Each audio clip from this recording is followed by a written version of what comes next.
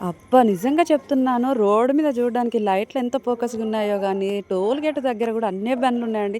ఇదేంటబ్బా! ఇంత రష్ ఉన్నారు అని మాత్రం అనుకోకండి. ఇప్పుడేం పండుగలు లేవు, అలానే ఫెస్టివల్స్ గూడా ఏం లేవు. కాకపోతే ఈ జనాలు ఎందుకున్నారు అనంటే, రేపు మా దగ్గర ఎలక్షన్స్ అండి. అదేనండి సర్పంచ్ ఎలక్షన్స్. నిజంగా చెప్తున్నా చాలా రష్ ఉంది టోల్ గేట్ దగ్గర. ఇది భువనగిరి టోల్ గేట్ అండి. చాలా పబ్లిక్ ఉన్నారు. మాకైతే ఒక 15 మినిట్స్ పట్టింది. కానీ మొత్తానికి నిజంగా పండగలప్పుడే కాదు, ఇలా ఎలక్షన్స్ అప్పుడు కూడా ఉంటారని మాత్రం అర్థమైంది. ఇది ఆలేరు దగ్గర బైపాస్‌లో మద్రాస్ ఫిల్టర్ కాఫీ అని ఉందండి. చాలా క్రౌడ్ ఉంది. క్రౌడ్‌ని చూడగానే మనకు గూడా ఈ చలికి ఒక కాఫీయో, టీయో తాగితే బావుంటుంది గదా! అనిపించి మేమందరం అయితే అక్కడికి వెళ్ళిపోయాము. ఒక కాఫీ వచ్చి రూ. 35 అట. కానీ టేస్ట్ మాత్రం నెక్స్ట్ లెవెల్ అండి. చాలా అంటే చాలా బాగా అనిపించింది. మా ఫ్యామిలీ అందరం కలిసి వెళ్ళాము. అత్తమ్మ, మామయ్య ఊర్లో ఉంటారు కాబట్టి మా మరిది, అలానే మా సిస్టర్ అందరం కలిసి వెళ్ళాము. మంచిగా కాఫీ తెచ్చుకొని తాగేసి ఇంటికైతే బయలుదేరిపోయాము. కానీ ఇందులో ఒక చిన్న క్లిప్ అయితే చాలా బావుందండి.